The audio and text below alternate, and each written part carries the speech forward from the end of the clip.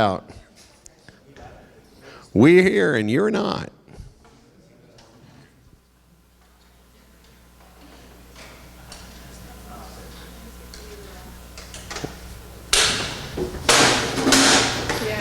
Uh-oh. We'll deal with it later. Hi. We're getting there. What's the top one? Because of this thing, which is important. Yeah, we'll figure that out afterwards. You guys ready?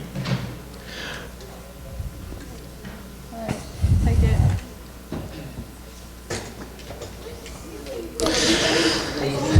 it. So welcome to 1 Million Cups.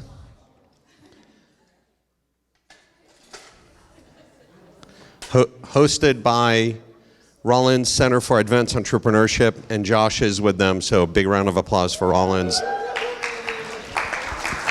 And if you're tweeting at Rollins, that's their Twitter handle. We're good, Josh. We'll fix it afterwards. So just by show of hands, who's here for the first time? Liar. Welcome, welcome. Yeah, Carlos is in the house. Welcome, guys. This is 1 Million Cups. This is for entrepreneurs, by entrepreneurs. And in the room you have Shay, Natalie, David, and in Kansas City we have Nancy, who just went back. She was with us for a few days. By the way, several people have said to me, how did you guys come up with the idea to bring this 1 Million Cups thing to Orlando, and how did you guys organize all this? And I've got only one answer. It's Shay. Shay is the spark behind this event. Without Shay, there would not be a 1 Million Cups in Orlando. And Ron's the fire. So, Unbeknownst to us, I was pitching it to Nate, while probably you were pitching it to him. so maybe we would have had it, but it would have felt. So again, two people from Kansas City brought it back and wanted to bring it. So again, it's a real cool thing. Real quickly, the format is fairly simple. It's 6 minutes presentation, 20 minutes Q&A. Obviously, we don't have a second presenter, so we're going to be a little bit more relaxed on the timing. And then when we're done with the first presentation, what we'll do is we'll put a little twist on this. And if you guys have something that you're working on, or you want to share a little bit with the entrepreneurial community, then by all means step up, grab the mic, and let's talk a little bit about that. Or if there's something specific you want to talk about, we can do that. And obviously, one of the things that I want to share with you guys is the Lean Startup Machine event that just occurred this past weekend, which was unbelievable. Some of you in the room participated.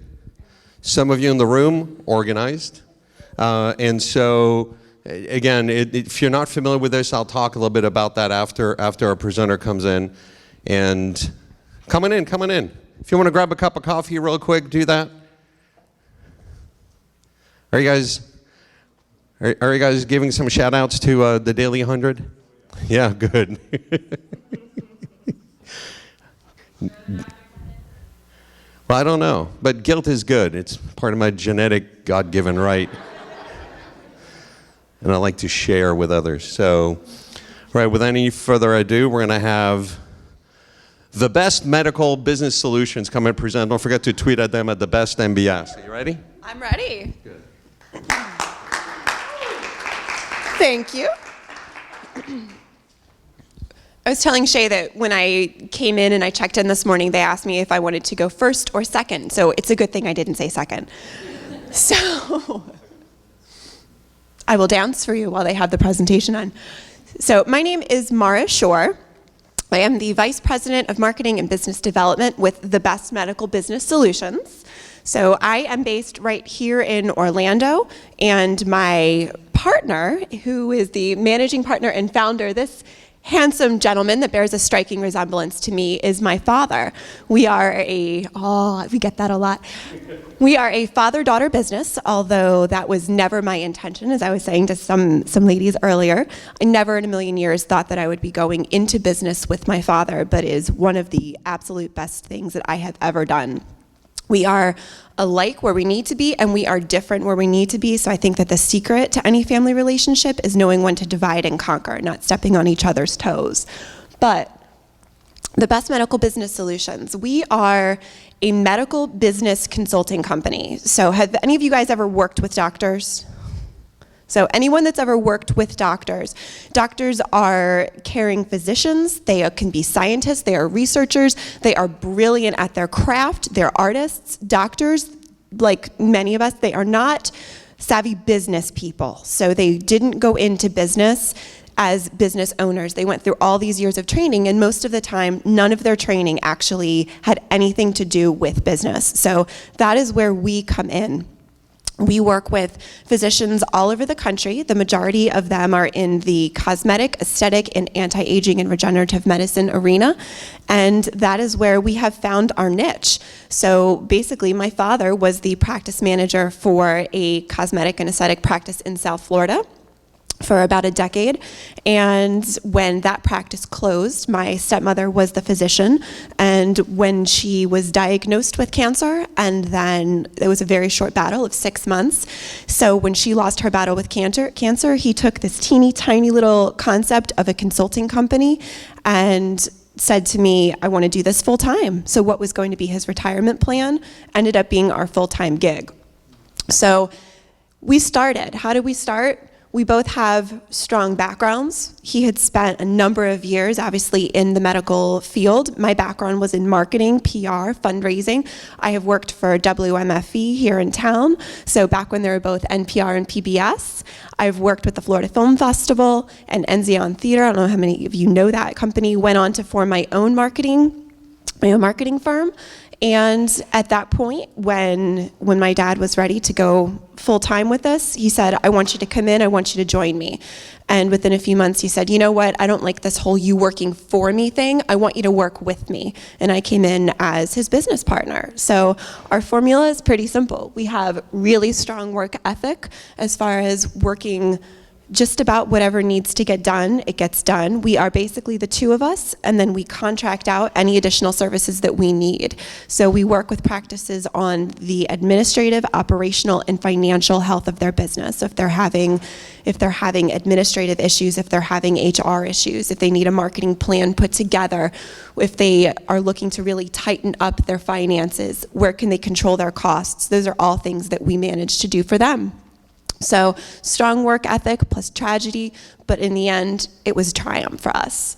So what we do, practice management consulting. We also now lecture across the country at industry events. We lecture about a dozen conferences. We write for about that many publications. We've started a really strong affiliate program, both for referrals to us, as well as looking at other people in our industry, as far as how can we work with them, from different credit card processors, group purchasing organizations, 0% financing offers, so any of those things that we truly believe in and we know can be helpful to our potential clients. That's how we've come up with some really great affiliate programs. And all of those things, one feeds into the other. And for us, it works as a really strong business model.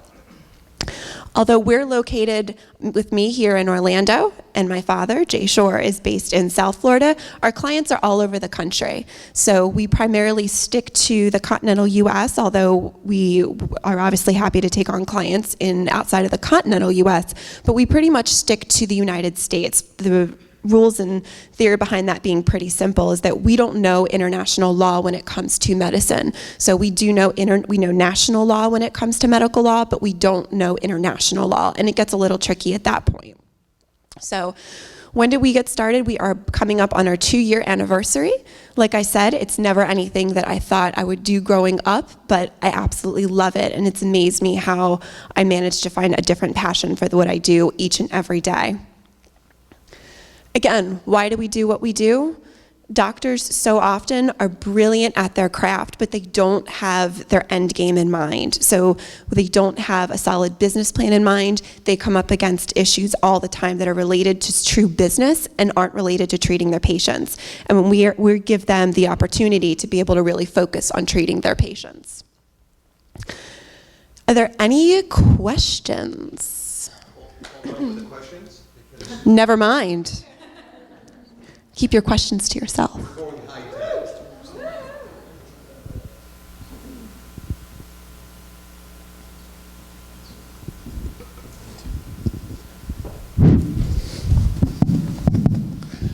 Hi, first question right here.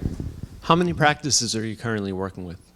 We work right now with about a dozen practices. So we have a couple different business models. We have some clients that keep us on a steady retainer, and so they want to know that they can call us up at any point in time if they have a question. We joke that we have clients that started out with big problems, and now they call us to see if it's time to change a toilet paper. So they check in with us on every little thing, and then we have clients that say, I have this one issue.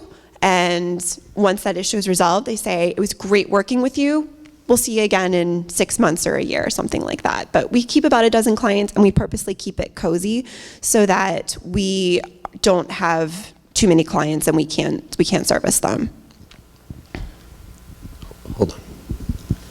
How do you stay open-minded with, working with your father? And also, are you guys planning to dig into hosting your own kind of like trade show, like event for medical practices and stuff like that? Okay, so I think there's two questions there. How do I stay open-minded as far as how do we not butt heads as family? So we've learned that we're very different where we need to be, and we're alike where we need to be. And if both of those things aren't true, then it's never going to work, because I've seen other situations where it's gone horribly, horribly wrong because those things aren't the case. So we each know our levels of expertise, and I let him do what he is strongest at. He lets me do what I am strongest at. He deals with the majority of the client issues. I deal with bringing in new business and all of our marketing. I do some of the marketing work for the clients, but the majority of our clients aren't really looking for marketing work. They're looking for other issues. So he does the majority of the client work. I do the majority of the work that it takes to bring in the clients. And we come together on the big things. And I'm very, very fortunate that he truly looks at me as a business partner and not as an employee. And I think that can make all the difference too. And that he introduces me as his partner. He thinks of me as his business partner. And so when it comes to getting big contracts signed, when it comes to decisions, he says to me, what do you think? And if we not butt heads, but if we really think about, well, this is different, well, explain to me why. And we have that. At the end of the day, every once in a while we do butt heads because that's normal, but we separate work from family. It also helps that we work remotely. I think that as much as I love him, but I think it helps that we work remotely so that if one or the other is having a bad day for something that could be totally unrelated to whatever it is that we have going on, we don't take it out on each other. So it's, you know what, I'm gonna finish this project and I'll call you in an hour. So are we thinking about putting on our own conference? Not at this point in time. They are a lot of work. I've done conferences. I put on conferences when I've been with other companies.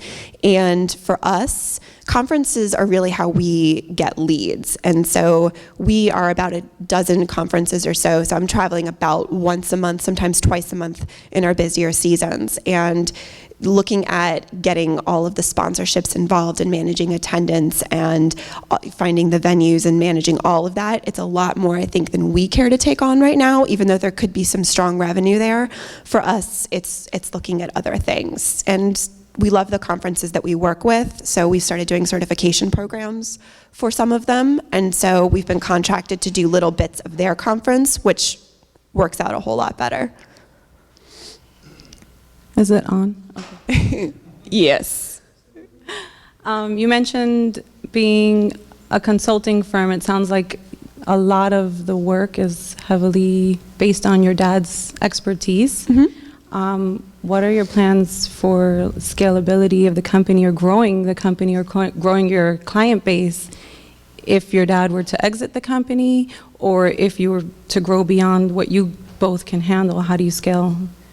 And I think that those are, really that at that point there's one is a maybe as far as the scalability. Do we want to scale? How big do we want to scale? And the other is it's bound to happen. So my father is 60 years old. He's not going to do this forever. I am very fortunate that he is a workhorse and he's dedicated and he's passionate, and he has let me know he plans on doing at least the lecturing component for a very long time.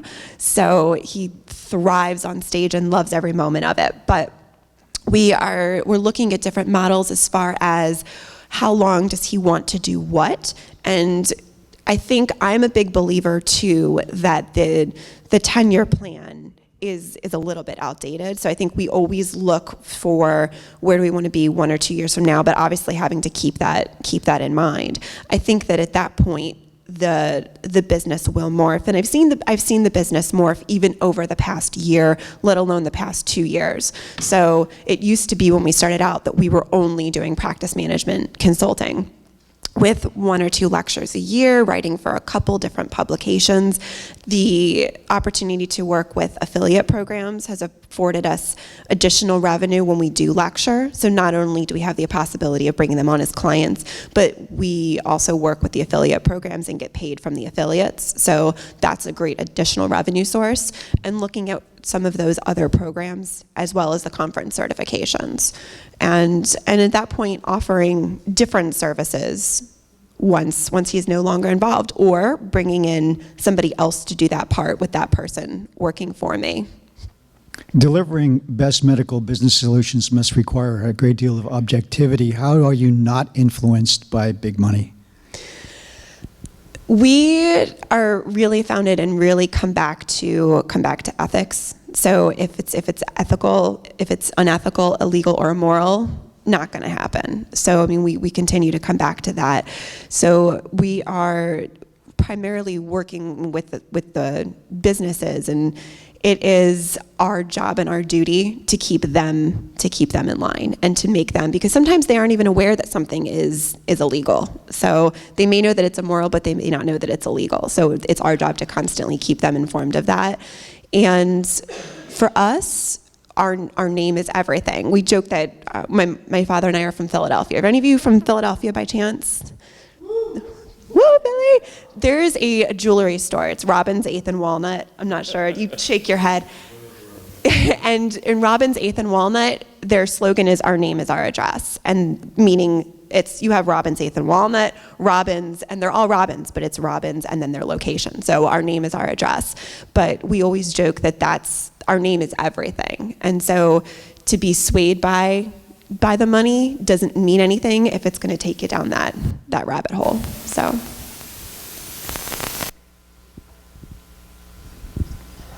How has the Affordable Care Act changed your business?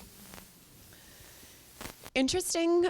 So the majority of our clients really all of them are in the cosmetic, aesthetic, anti-aging, regenerative medicine arena. So meaning that the majority of their services are cash pay. So cash meaning cash, credit card, check, but really looking at they are not insurance. It's interesting because of the Affordable Care Act, more and more non-core physicians are moving into the arena that we service. So they're moving into cosmetic services, they're moving into concierge medicine.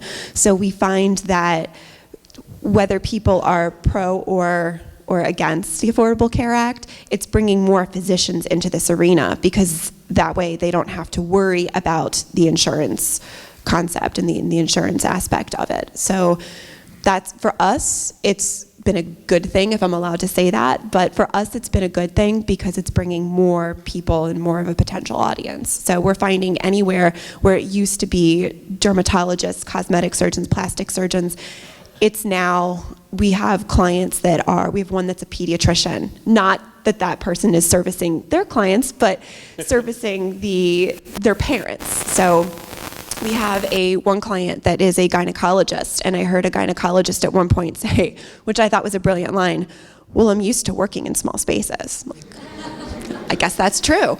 So, although I'm not sure that everybody is comfortable with a gynecologist or a pediatrician getting into that as far as working on their face or their body, but it's a personal choice. But I've seen more and more people, and the physicians are going and they're receiving the training, so it's larger audiences at these conferences, and it's definitely a different audience than it used to be. Mara, I have a question.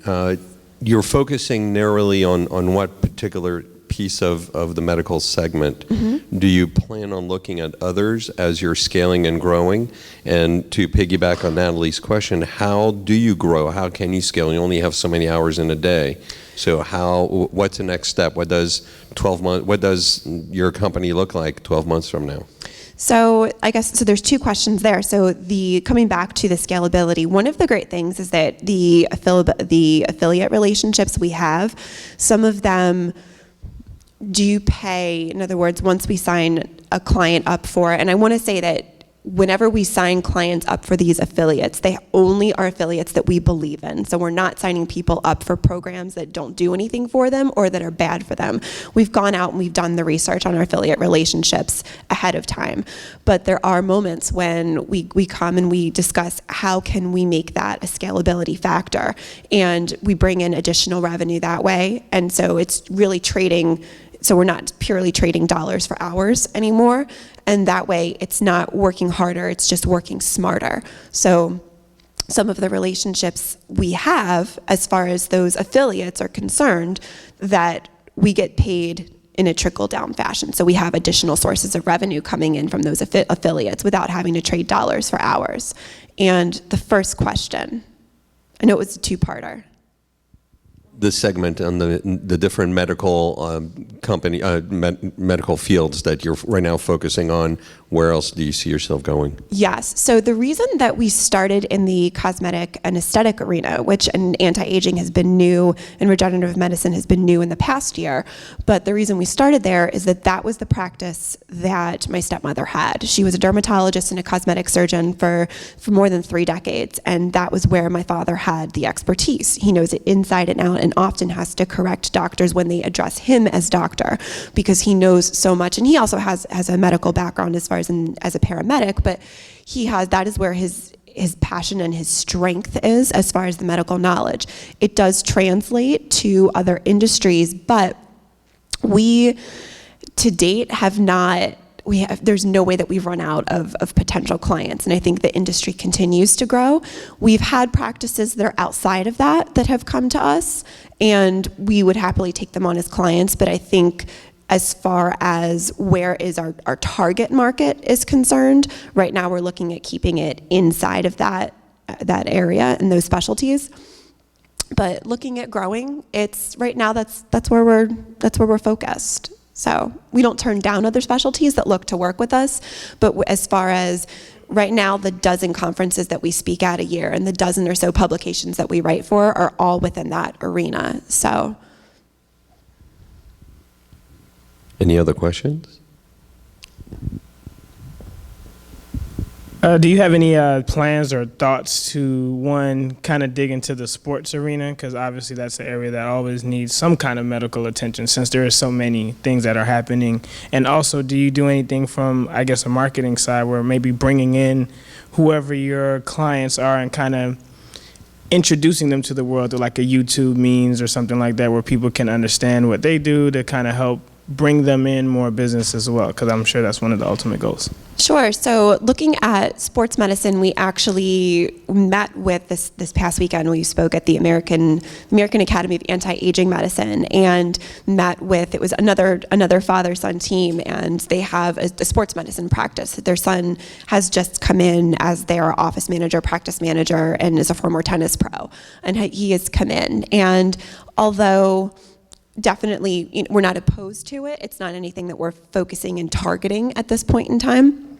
And while we create the marketing plan and we help our clients implement pieces of their marketing plan, if we are not a full service marketing firm, so we have other companies that we work with. So for example, we work with a couple of really great video marketing companies here in town. So if somebody says, that's what I'm looking for, and that's the type of exposure, or if we think that that's what they're looking for, then we refer that business out. So if they're looking for a website to be created and designed, or if they're looking for SEO optimization, we have companies that we work with that actually do healthcare website design, so they know it inside and out as far as keywords and all of that. So we work with those companies, and either depending on the size of the contract, we'll either bring them in under what we're doing, or we'll simply refer the business out to organizations and other companies that we know and trust.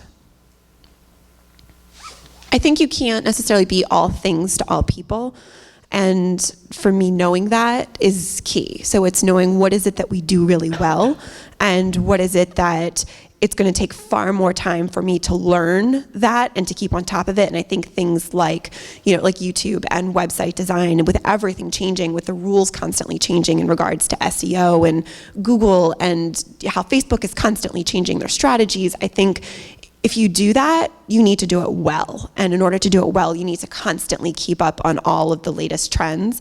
And we know who to turn to, and we know those people that do that. Have you considered business valuation and practice brokering, helping doctors who want to get out of their practice even develop an exit strategy, which I think might scale better because it could be commission-based? And that is something. curious. Sure, that is something that we do. There are a few clients that have that need, either for looking to sell their practice, maybe they're retiring, or looking to merge with another practice. Maybe they're looking to start up a practice and therefore merge. But those are services that we do offer under the practice management consulting. So, and that is on a commission basis. So, and also if they're looking to, whether it's lease new space, or lease or buy equipment, buying space. So we'll put all of the paperwork together for them before it gets to the lawyer. We are not lawyers, but a lawyer doesn't know this field like we do. So, and they might not look for the same thing. So we'll put everything together before it gets to the lawyer, because our rates are much cheaper than a lawyer. So no offense to any lawyers that are here, but it's true. I'm sure we could compare rates, and ours are cheaper and you make more per hour. So our rates are much cheaper. So we can put everything together on the back end, and then the lawyer, once it gets to the lawyer, they can put the to's and the here to's and the legalese. I just wanted to know, I don't think you ended your presentation with an ask of the community, so is there anything that you thought we could support you in growing and Sure, connecting? I guess just if you know of somebody and you hear of somebody, then I just ask that you send them our way. I mean, it's pretty simple for us. So that's there. If you think that you could be a great partnership, if you think that there could be a great, whether it's just a referral relationship, knowing who else is out there. I was fortunate enough to speak with a few people this morning that their services aren't what we do. Like I said, we know what we do. We like to do it well. And the things that we don't do, we either will contract in or we'll simply refer out if we know that it's going to be a long-term project or a long-term relationship that we want. So if it's a service that we don't offer that we think that our clients need, it's always good to know who's out there. Is there anyone specifically that you're missing from your network that you don't have a really strong contact that you would like us to maybe tap into? I think right now I don't know what I don't know. So while in my head there isn't a specific hole, I know that there's some great concepts this morning, as we were talking, and I said, wow, I hadn't thought of that concept. And I think because so often people create businesses because the business doesn't exist yet. They don't see that business in the community yet. So if I haven't seen it, I don't know that I'm missing it yet. So I don't know what I don't know. So if you think that there's something that could be a great fit or something that could work really well with a medical practice, let me know. Mara, we have one more question. I understand you help regulate some of the medical field. Is there any government funding for doing that? Because that's like doing a good thing. We don't work directly with, so in other words, we don't work as far as legislating the law, and we don't lobby for the law. So for us, not at this time. We know what the laws are, and we help our clients abide by them. So our goal is to keep them out of trouble and only ever need a lawyer for really great successful things like merging or selling their business for $8 billion. We haven't actually helped a practice sell for $8 billion. I'd love to say that we have, but we haven't. So for us, not yet. Mara, thank you very much. You say $8 billion, you have to do the Dr. Evil. Yes. $8 billion.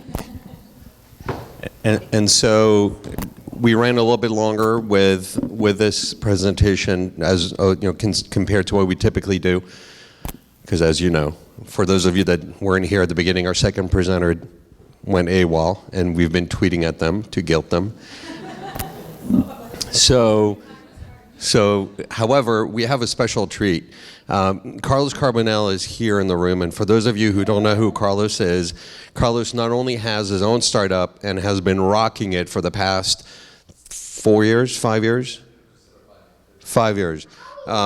He is, you know, too many accolades to tell you, because if I said them all, we wouldn't have an opportunity to talk to him. But one of the coolest things that has occurred, for those of you that have been following this, it's been in the paper, it's been all over Facebook, it's been on social media or on the OBJ, but he's part of and the president of Orlando Tech. And so it's one of those really cool things that they've been able to bring to and convince our government, a local government, to get involved with and back the startup community. And so, as we have a few minutes, I hope you guys don't mind, but I've asked Carlos to step up and tell us a little bit more about this, what it means for the community, and what we can do to help them continue and grow. So, take your time. Had surgery a couple weeks ago. Yeah, he typically moves a lot faster. And I did compete in triathlons, so I do move faster every once in a while. But thank you very much. Oh, sorry, so I have to go up here. Oh, the steps are more difficult than I thought. So thank you very much, Ron. I wasn't expecting to make a presentation. But basically, the path to creating the Orlando Tech Association was a few of us in different pockets of the tech community knew that we had to have some sort of organization that supported everything tech. And we had noticed that communities like Austin and New York, where my business partner's in New York, so I go there quite a bit. The community is very vibrant. Even South Florida, Miami has a very, very vibrant tech community that just got to where they're at as a top 10 tech hub in about 5 years, less than 5 years. So our community is a lot more united. It's very diverse. There is money here. There is capital venture money here. It just isn't connected to the tech community. Similarly, there are a lot of people working with overlapping initiatives, and none of us are connecting with each other. So when we all got together and we noticed and we knew that the Orlando Tech Meetup, how many people have gone to the Orlando Tech Meetups? So a few of us, hopefully every single one of us can go, of you guys can go. The Orlando Tech Meetup is the largest meetup of its kind in the Southeast. The largest meetup of its kind in the Southeast. There's about 1,500 members. If you've ever gone, it's sort of like a demo day. It's very similar to 1 Million Cups, but it's all about technology and startups and ideas related to technology, and about 150, 200 people show up every month to it. And there are also over 75 tech meetups in Orlando. So it's outstanding how much is going on. And there are companies that have been funded to the tune of $125 million. There are companies that have been acquired by Apple. Apple is actually here, unbeknownst to most people. There are a lot of things going on that we just don't know about. Plus, there's also a lot of programming that could be offered that we now want to take on. So when we got together, a few of us, and thought we can use this forum, Orlando Tech, to go ahead and create a nonprofit organization that's actually our first professional organization for technology startups and tech companies of any size. We approach a city. They have a Main Street program, which actually supports physical neighborhoods. And they created something called a Digital Main Street. This is a national program, the Main Street program, and they created just for us, for the technology sector, since we don't have an actual physical hub and it's not going to be a district, they created this E Street. And we just received funding to the tune of $50,000, and it's actually going to be a 5-year program, so we're going to receive money every year. We do have to raise money ourselves, which we've already had committed about $12,000, and that's only within a week or two of fundraising. So we want to have a budget that, again, supports the community with micro-granting. That's one of my big passions that I think we need to go ahead and propel, but also programming, other type of support, free services. There are organizations out there like the Hispanic Business Initiative Fund, for example. That's a $2 million organization whose sole purpose is to help Hispanics start businesses. So we want to have an organization, similar organization, whose sole purpose is to help people start tech businesses and then support existing businesses as well. Because you have the industry giants here, Lockheed Martin, some of the other ones that we all know about that are here, but there are some mid-sized companies as well that are job creators, that have budgets in the millions of dollars and have dozens and dozens of employees. The thing with tech companies is they never grow to be companies that have hundreds of employees. So sometimes we're not in the periphery of the media or government, and that's changing. Actually, we have the Orlando Sentinel right here, and they have written about us, actually. You mentioned the OBJ. Both the OBJ and the Orlando Sentinel have been very supportive, and they have covered us. And that actually is going to start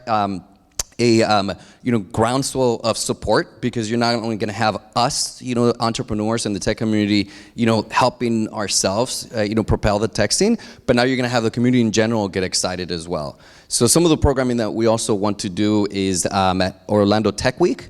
So Tech Week is a series of events that happen within 1 week period, and it's very popular. There's a Tech Week in Orlando and in New York. There's now the first Tech Week. I believe it's the first Tech Week in Miami just happened. There's Tech Weeks in Texas, California, and all the tech hubs. So we're gonna have a Tech Week here in Orlando at the end of the year. About, I believe October is where we're gonna have it, September, October. But one way that you could get involved, if you're entrepreneurs here in the tech scene, we're gonna have free membership for startups. So you're going to be able to get a lot of the benefits that we're going to offer for free.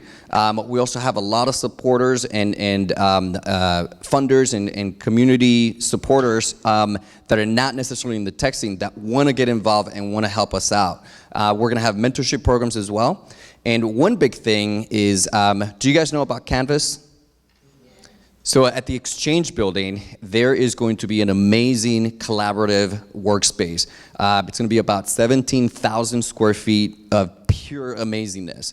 They're going to be drop-in rates. You're going to be able to just go there and collaborate and work out of there. If you have a startup or a budding tech company, or even if you have a company like myself, having 11 employees, we're going to go into Canvas, just because there's a lot that could be done when you're collaborating with other like-minded people. Well, the Orlando Tech Association is going to be based out of there. So there are going to be a lot of events that are going to happen right in that, actually a physical tech hub. So again, I encourage you guys to get involved that way. If you have any questions, you can come up to me and talk to me. OrlandoTech.org is a website. You can sign up to find out more about what's going on. And we're going to have e-blasts related to membership, to programming, some of the ways that you can get involved. Just like any other nonprofit organization, there are going to be committees where you could get involved, and you don't necessarily have to be involved in technology. You could even be a service provider if you want to get involved, or you could just be a tech enthusiast. And again, get involved. And if you're in marketing, just FYI, the tech scene really needs marketers and people in business. There are a lot of people who have startups and have great ideas but don't know how to get them out. I personally feel that that's a big problem, if you will. So again, I encourage everybody to get involved, and I'm going to be sitting right there, and come talk to me if you want to find out more. Thank you very much for Thank you, Carlos. And I'm going to put him on the spot. I'd send him a text. He didn't see it, but Kunal, you're going to be next. So I know. I want to tell you something, again, interesting. You think you know what's going on in the community, and then you go to some of those meetups and your jaw hits the floor because you're just amazed as to what lurks behind the scenes and who and what is happening and how they get it done. And Kunal runs, not only he's on the board of advisor for Orlando Tech, he has 2 startups of his own in the gaming industry, and he launched a local gaming and gamers meetup. And I thought, okay, cool, let me go see what it's all about. There were over 100 people. There were over 100 people that showed up at the new Melrose Center for that event, and I was just amazed. So, Kunal, do you mind coming up and talking a little bit about your journey? Because you guys just did a 1-year anniversary, right? And so just talk to us about the gaming and what's going on in Orlando. You hate me now? Yes, absolutely. I hate you. Yeah, so I was not expecting any of this. I wish I dressed up a little bit more. So yeah, as Ron was mentioning, I am part of the game industry here in Orlando, and I also have a tech company as well, and that's kind of what helped me get a start on that, so we could afford, the lights and desks and chairs and things like that. So that kind of helped me get a start on my game studio. And when we started, we kind of felt that, are we alone in all this. Like our office was on the south side of Orlando, and we felt a little alone. Even though there was like about 6, 7 of us at the time, we eventually moved downtown, and we started finding that, oh, there's another studio over there. And then we talked amongst ourselves, and we're like, yeah, there's another studio over there. And we still felt like, Orlando has the #2 program for game development in the country. UCF's master's program for game development called FIA, Florida Interactive Entertainment Academy, and it has Full Sail and has all these great things. And we're thinking like, well, why does it feel like we're the only ones? And so we decided, we need to band together. And we started holding game jams, which is kind of like a 48-hour hackathon for game development. You come up, you're told a theme or something, and you pitch your ideas, and then you produce a game within that time. We did this in January of 2013, and during that time, we met with a couple other studio heads and other people in the game industry, and we said, you know what, we need to do some more. There's a few of us, and we're all hiding, and I think that there could be a whole lot more to this. So in April of 2013, we decided, we're going to start this thing called Indienomicon. And this would just be to help showcase some of the great games that are being made right here in Orlando, right in our backyard, that we don't even know about. And we had maybe 25 people, 30 people show up accidentally, I think. But we did it, and at the time we only knew of maybe 6 studios, and month after month it started growing. People started spreading like, hey, I went to this thing called Indienomicon.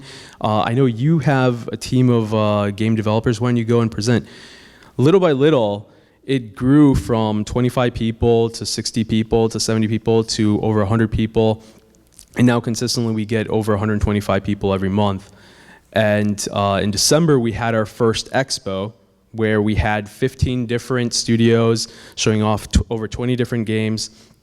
We had about 250, maybe it was approaching 300 people.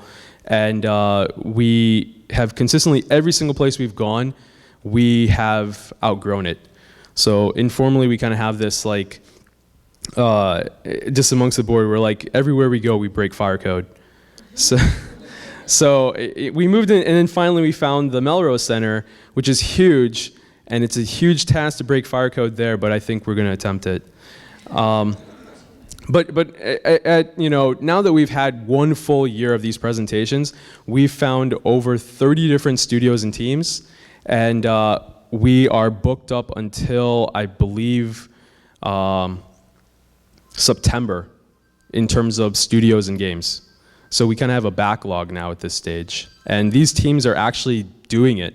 They're having successful Kickstarters. They're having successful greenlight campaigns, which is, if you're not familiar, there's this platform called Steam, which is kind of this walled garden where games are sold, and it's kind of a process to get approved into there. So we have several teams that have actually been successful and gone through there. So they're actually bringing in revenue. They're making it, and we're helping them along the way. So if you would like to become involved, we have our meetups on the first Thursday of every month at the Melrose Center from 6:30 to 9 p.m. And just show up. It's a fun time. You get to see a couple different studios show off games. They work almost like startups, except I guess it's for creative entertainment and fun. With that angle, but they are teams. They have some of the same issues of communication with each other, technology issues, and it's a community. We all help each other. We all support each other, and I think it's just great that all this stuff is happening here in Orlando. We're starting to get exposure to other places, and I think that's great. So I hope to see all of you guys there.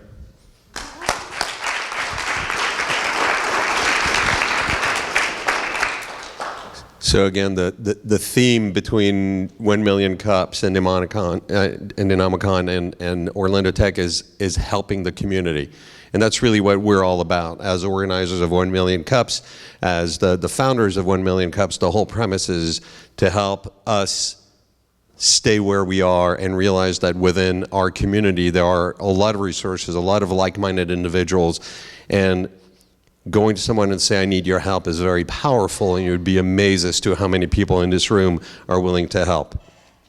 So it's a little shorter, it's a little different format, but again, glad you guys could make it. Please bring some friends next week and encourage companies to come and present and show up so that way we can continue to host this. Thanks, guys.